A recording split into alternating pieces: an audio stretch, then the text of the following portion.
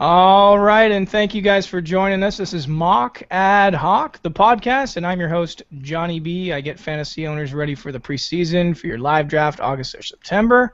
Got the boys on tonight. I got Quinn and Dave. Quinn, you first. How are you tonight? Outstanding. Johnny B, David D, good to see you guys. All right, and Seahawk fan over there, what's going on? Doing good, fellas. Ready to go again? Let's see what we got. Nice. Well, tonight the topic of conversation is like what number draft position or draft slot is your favorite, right? So are you a fan of the front portion of the draft, number 1? You like the middle, number 5 out of 10, let's say, or do you like the caboose where you get the back-to-back picks, 10 and 11? Dave, we'll start with you. What's your favorite and why? Where would you prefer to be? Well, I think the way you put that, I do kind of like the caboose. I either like to be first or last. It's kind of a Ricky Bobby kind of thing. If you ain't first, you're last. I want those back-to-back picks wherever I can get them in the front. I want them in the back, but I want nobody snaking my guy. I want to plan it. So first or last if I can do it. All right, that's fair enough. Quinn, if you could pick, right, if you had your druthers, where would you be? I'm the exact opposite. I want anywhere but first or last, and that's really more about my attention span. I'm kind of a fidgety guy. You could probably see me fidgeting around in the videos. I do not like waiting an hour for my next pick. I get bored. I start drinking too much. I do whatever at the draft. You got to know your strengths and weaknesses. You know, when I was going to college, I only took Monday, Wednesday, Friday classes because it was 50 minutes. Didn't even want to take Tuesday, Thursday classes that were an hour, 15 minutes. Never took the evening hours. I don't have a 3-hour attention span. So I like sitting in the middle, somewhere between 3 and 8, depending on whether you're an 8 or 10 team draft. Absolutely hate being first or last. When I get first draft pick like last year, I trade it because I don't want to take 2 picks in a row. I want to kind of be able to feel things out and see the whole picture, and I don't want to be forced to take 2 picks in a matter of minutes. All right. Well, you got the best of both worlds there. I'll throw in my 2 cents. I actually like drafting number 3. That's been my favorite spot. I get what I want out of 3, and then I get the talent or the value, whatever you want to call it, before the guy gets to make his back-to-back picks on the turn. So let's just run into it real quick. So, Dave, we'll start with you since you like the front and the caboose. So let's talk round 1. You got Adrian Peterson. Let's say this is what you're looking at. In round 2, you're going to get Jordy Nelson, and on the swing back, you get Cobb. Are those guys falling right now today, end of July here? Are those guys falling right about that, where you'd have 2 solid receivers after a solid running back? Yeah, that's definitely what you're going to end up with. You're going to end up with Jordy Nelson right there, and then you're going to get Alshon Jeffrey, Randall Cobb. Generally speaking, I would never draft Jordy Nelson and Randall Cobb. I would probably shy away from that. Not that that's not the one offense in the league where I wouldn't want both starting wide receivers, but just out of an abundance of caution maybe, I would probably shy away from Cobb in that situation if I already had Nelson and take Alshon Jeffrey or A.J. Green. Some other top receiver. But if Cobb was really the best guy there, it's not the worst idea. You want a big piece of that offense, you might as well just do it. Yeah, and definitely this is more for demonstration, I think, just to show who's available there, not the idea of actually taking both players from the same team. But, Quinn, we'll turn it to you. I mean, average draft pick, right, that's what we're talking about. Could, like, a DeAndre Hopkins be in that conversation if you take Jordy? Is he going to be Quinn? Sorry. Yep. He's going to be there. I'm not going to be looking at him in round 3. I don't have a mock in front of me, but I think someone like DeAndre Hopkins you could probably get in round 4 or 5. I don't put him as an elite receiver just because he doesn't have anybody to get him the ball, and they're a run-focused offense. He's not going to get enough chances to be a top 10, top 15 receiver, in my opinion. Okay. Fair enough. So if we were to rearrange this, and give me 1 second, and I will do that. 2, 3. Okay, Dave, so now you're looking at the caboose side of things. We already talked about number 1 overall. If you're number 10, I've put up a couple choices here. You get Andrew Luck at the 10th spot, and then you get one more, right? So would it be DeMarco Murray, Julio Jones, or those guys falling about that ADP? Yeah, right about there. I think Julio Jones is probably a little further down the board, but you could take him. There's probably 17, 18. Murray's probably a tiny bit further down, 14 or 15 average. I I wouldn't take any of those guys there myself because I think at 10 or 11, unless other guys really jump up. So what you're going to have is you're either going to have Des Bryant and Demaryius Thomas there, which I think is a great double bonus pick, and just wait on the running backs, stock up, do what you can. Otherwise, if one of the really top-tier running backs fall, you might want to take Arian Foster. I don't think I would take DeMarco Murray there over Des Bryant or Demaryius. But if one of the top backs, C.J. Anderson maybe, Le'Veon Bell, Matt Forte, if one of those guys fall, you pair him with a receiver. Otherwise, you go 2 stud receivers. Calvin Johnson, Des Bryant, Demaryius Thomas, Calvin Johnson, one combination like that. Quinn, a lot of guys are texting me that live in Philadelphia. They don't like this idea of DeMarco Murray coming into town. I mean, would you, if you took Luck, let's say number 10, is Murray going to be your choice on the wraparound or Julio Jones in this scenario? And then answer that, and then tell me who you'd actually take in place of that. I'm going to take Julio over DeMarco. And it has nothing to do with DeMarco. I actually like the guy. I've heard him in a couple interviews. He's very articulate, doesn't hold any grudges with the Cowboys. He's just a great guy. But I just think there's too many unknowns in that offense for him. It's a completely random choice for them to get him. He's not the typical back to fit in that system. So I'm thinking he has plans for him. They wouldn't spend all that money if they didn't. But I'm not willing to take that risk at this point. He's not fit properly for that offense for him to get 2,000 yards like he did last year. So I'm going to go with Julio. I know there's questions about Atlanta's offense, but the guy is just unguardable. He's too big. He's too fast. He's too strong. Nobody can cover him. He's going to get his looks. He's going to get his touchdowns and his deep balls. I'm going to go with the best available athlete there. I'm going to take Julio. Okay, and then if you weren't given the choices, right, I've kind of primed this. I'm just trying to get some more insight here, and I know a lot of people out there are thinking of these things, right? So if you have the number 10 position, now it's a clean slate. Who are you going to take back-to-back? Well, I would never be in the 10 slot because I hate being at the bottom, even though I am a caboose guy like Dave. But I would kind of look at that point at 9 or 10 if any quarterbacks have been taken. If Andrew Luck is still available, I'm going to look for that.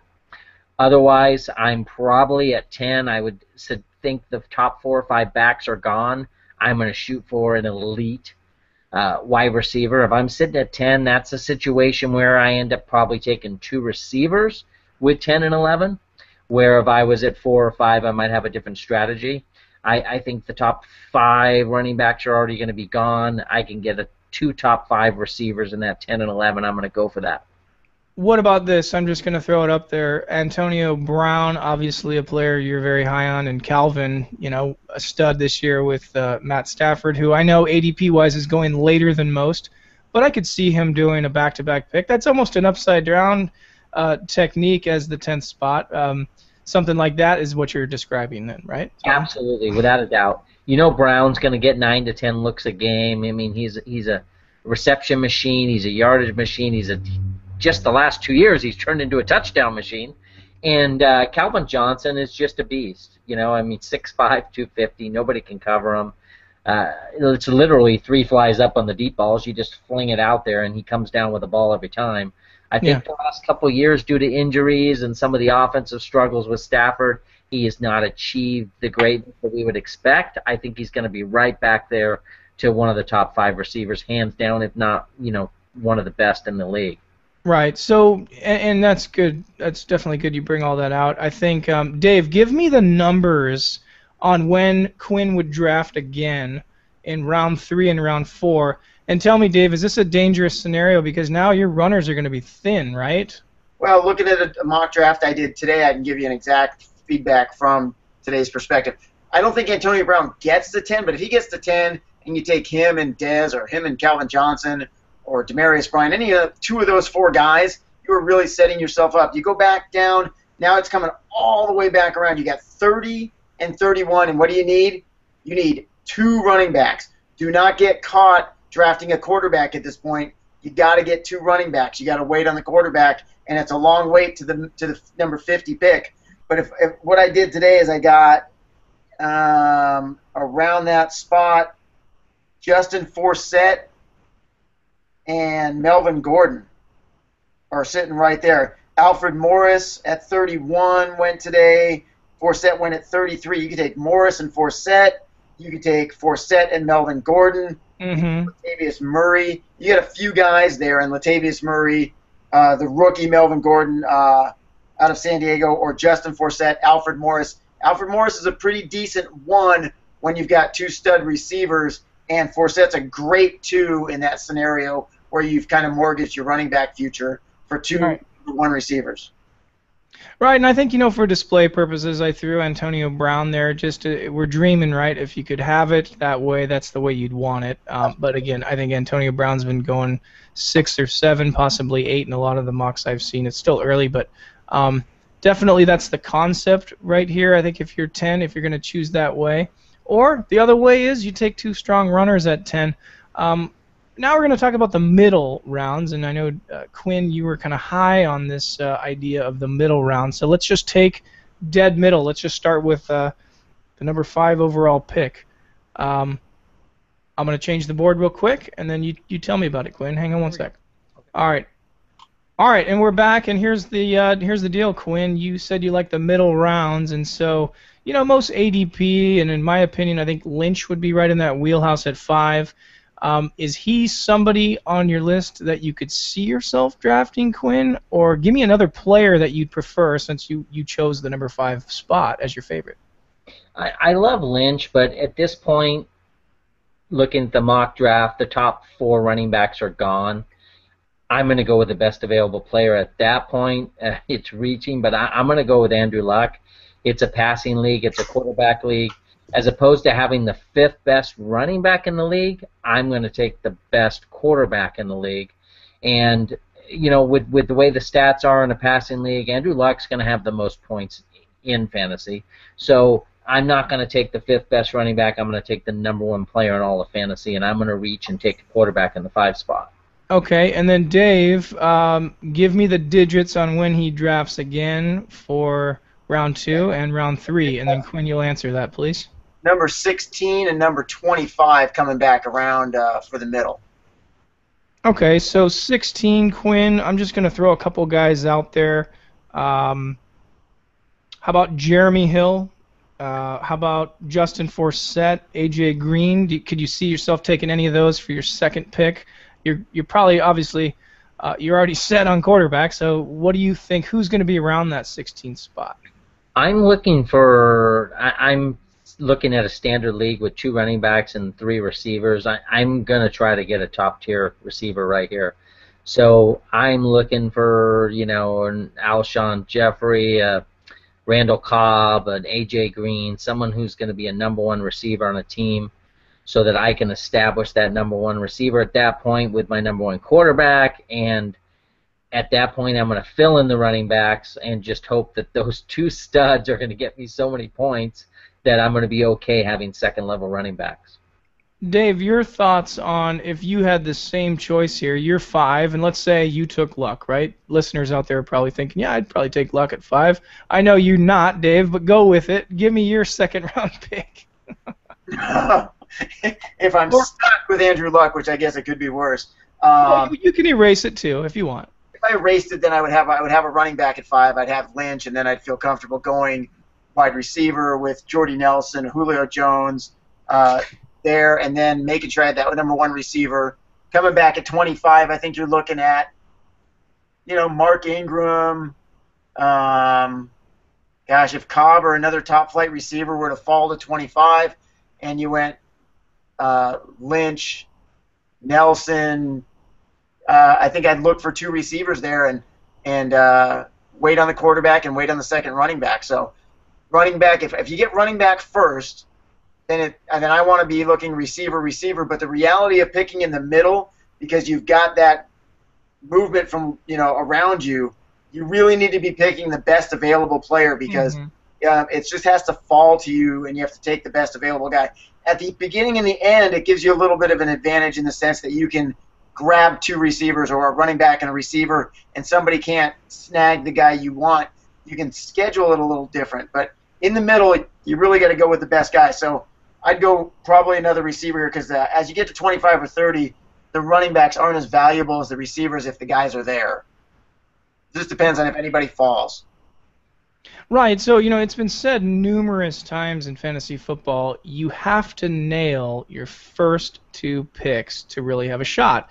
And that could be the propensity of 65% chance making the playoffs, 72% chance making the playoffs, etc. Quinn, how important is it for you to nail your first two picks, or is that just a myth? No, I do think it's vital. I remember years where I had my number one pick either, blow out an ACL the first 3 weeks or whatever, if it's a quarterback or a number one running back, and you spend the entire year trying to catch up. So I do think it's vital that you nail those first two. And again, it really depends on how many teams are in your league. The league that Dave and I really focus on that we're in together is an 8-team league. And you can take some chances, you can take some sleepers, because in an 8-team league, there's 1,000-yard receivers that aren't even drafted. So you can do a lot of work on the waiver wire, but if you're in a 12-team league and you do not get two strong players in your first two rounds, you don't have a chance of even making the playoffs. So I do think it depends on your league and different things like that, but any time that you struggle the first couple of picks, if they get injured or they don't pan out, you're going to be chasing from behind the entire year. It doesn't mean you can't succeed. It's really about how you finish, but you're going to have trouble getting those extra players to get you to that top level again. Right. So I'm going to throw in my 2 cents because I just mentioned earlier that I like to be the number 3 overall. So on my board I have 3 Le'Veon Bell. Dave, give me my next 2 picks numerically. 18 and 23. Okay, so 18, 23. I could probably get here. I could get, if I'm lucky, a C.J. Anderson, maybe even, could I get Calvin or could I get A.J. Green there? Your thoughts on that? Am I reaching for those? Yeah, A.J. Green, Julio Jones.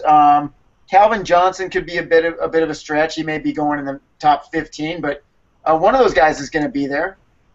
Yeah.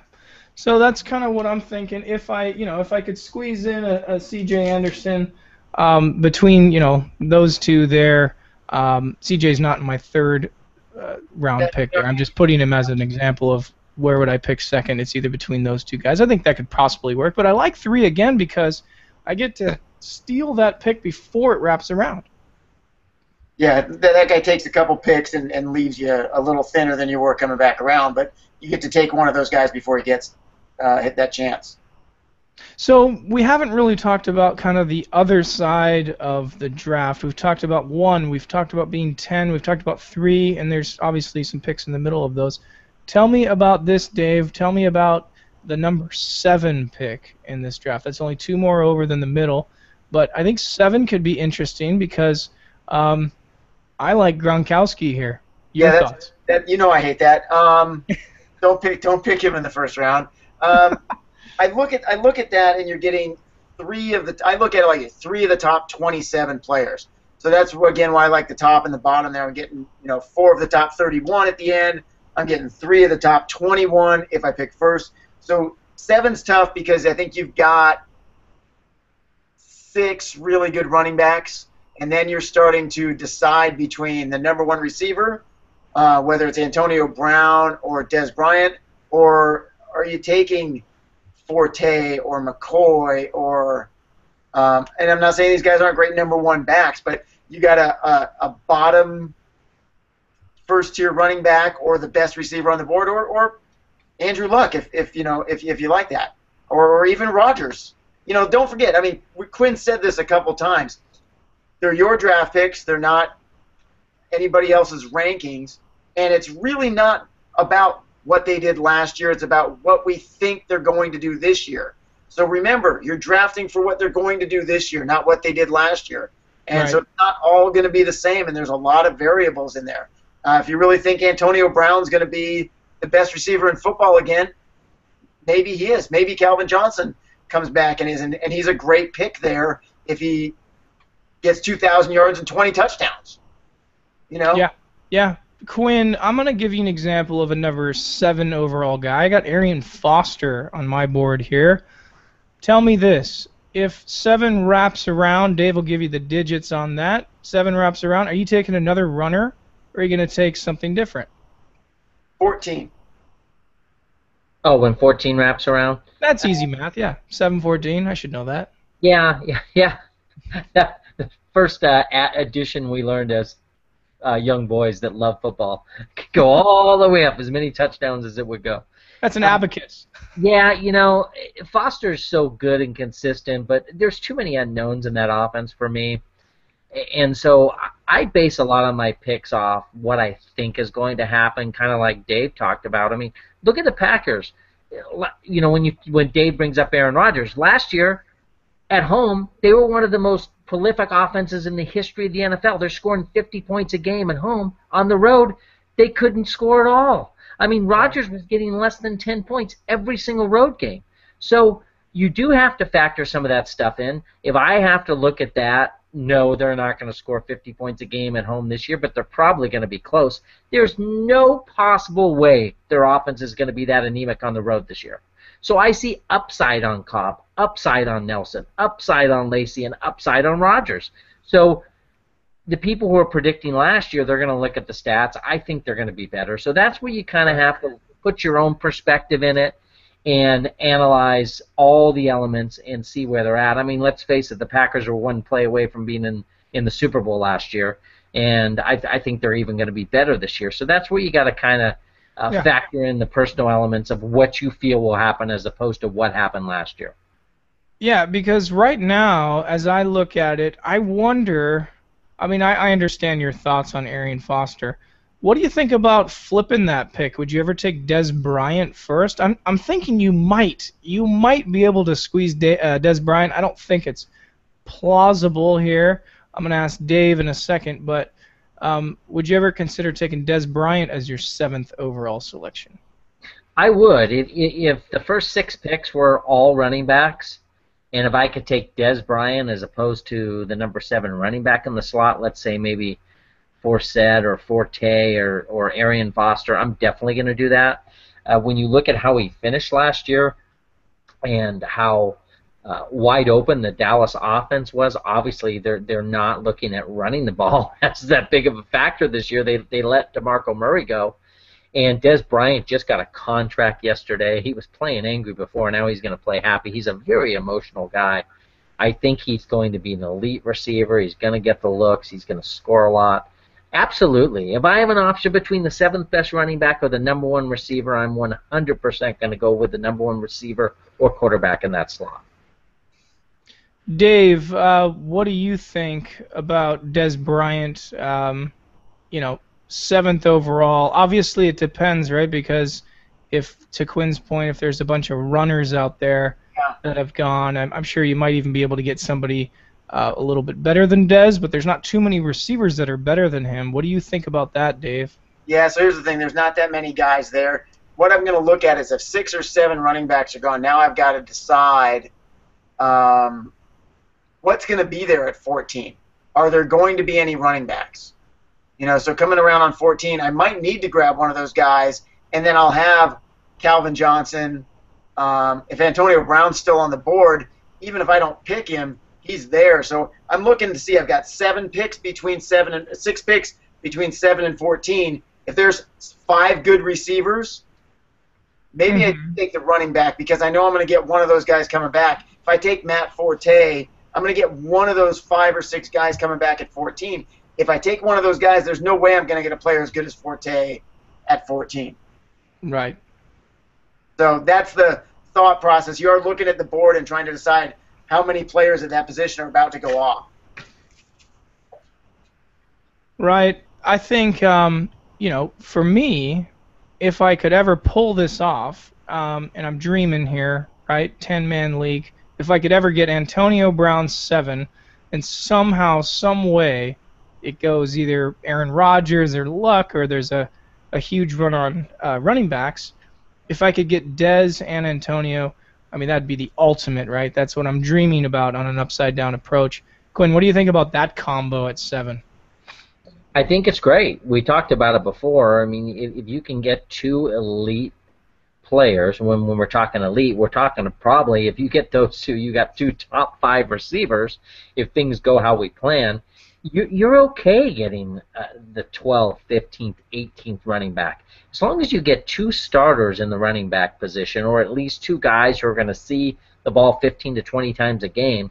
We, in a standard league between Antonio Brown and Des Bryant, you're looking at 35 points a week. You're okay if your running backs are only getting 10 to 12 points.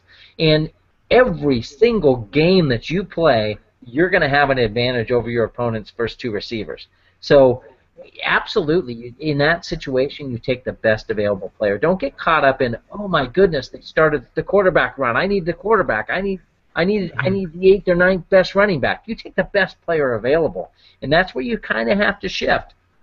Maybe in your mock draft, you're thinking you're going to take a running back there, but when the draft shifts, you have to react, and that's the point where if you can get two top 10 players, you get them. Yeah. Right. In the middle rounds, those best player available scenarios are very important because you're picking at kind of regular intervals. Where you're waiting 10 or 20 picks where you've got back-to-back picks, those guys don't come back around. You got to project who's going to be there in 20 picks. If you pick, 11 and then you don't pick again until 30, you might have to reach on somebody a little bit at that next pick to make sure you fill your roster spots with the right kind of players. Where in the middle, you're picking regularly. You don't have those big gaps. You take the best player available, and the players will come to you in the 4, 5, 6, 7 spots. Yeah, that's interesting. I actually last year was looking at kind of the league we run, and guys that were in that sweet spot 5, 6 actually drafted pretty darn good. But how I'm going to end it here is I'm curious about that number 10 spot again because a lot of guys won their league last year at number 10. It's not a huge statistical draft spot that wins leagues, right? It's usually that 3, 4, maybe even middle round that wins the league, but in my experience anyways. But number 10, I think what was interesting is this guy took a quarterback and then followed it up by a running back. He went quarterback, running back, number 10. We're talking about the caboose wraparound. And his theory on that is I don't have to find any backup quarterback. I already have a horse runner. And all he did was fill in his lineup. Quinn, tell me about that. I mean, that's your Andrew Luck, real brief. Talk to me about taking Luck at 10. Again, closing comments says, why is that so valuable to do this year?